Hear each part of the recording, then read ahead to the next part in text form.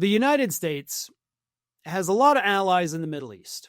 Some of them a little unsavory, right? Like Saudi Arabia, who, ironically enough, Saudi Arabia does all of the things that Republicans are now telling us that the Ayatollah was, of course, doing to people in Iran, which he was.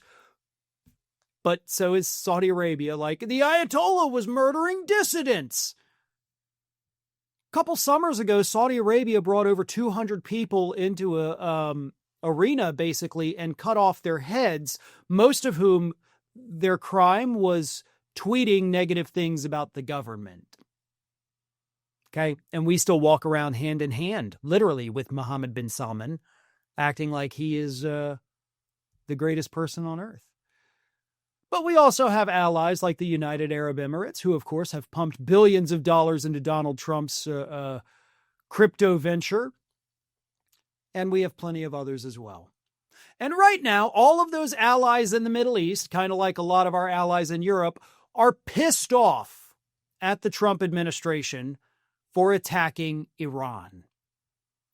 The reason is because Iran, as everybody knows, is lashing out violently against everyone that they think they can strike. As I've said repeatedly, we went over and we kicked the hornet's nest. Those hornets are now flying all around the Middle East, flying into Europe, stinging anyone and everyone that they can, because they are angry, they are terrified, they don't know what's going to happen, their backs are against the wall, so they're attacking everyone. And as CNN national security analyst David Sanger said this week, quote, 8 months ago, what were we discussing with UAE? With UAE, how many data centers we're going to build there, right?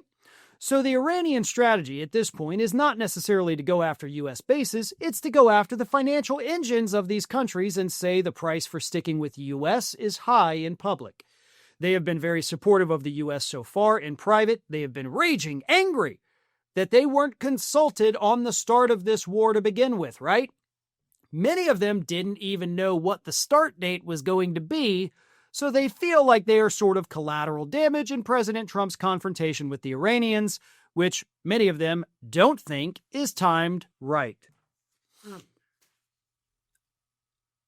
So he actually said something there that was kind of a passing statement, but I think it's important because it kind of unravels a lot about what's happening, right? He said our allies in the Middle East, the ones that are so pissed off at Donald Trump right now, they didn't even know of the start date yet. They didn't know, they weren't told what date this was going to start.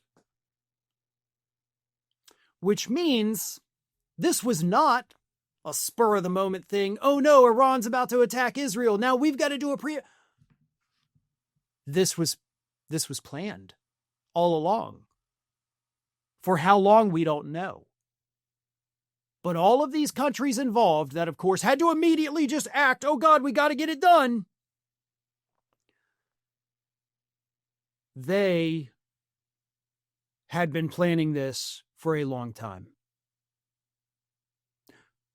And along those same lines, that means there was no reason not to confide in our allies like, hey, you guys might want to bump up your defenses a little bit, be on guard, because we're going to do this, and they're going to get pissed, and they're going to start attacking you because, hey, we're safely, thousands of miles away. They're not going to come after us. But you guys, you're totally going to be screwed, so just be ready.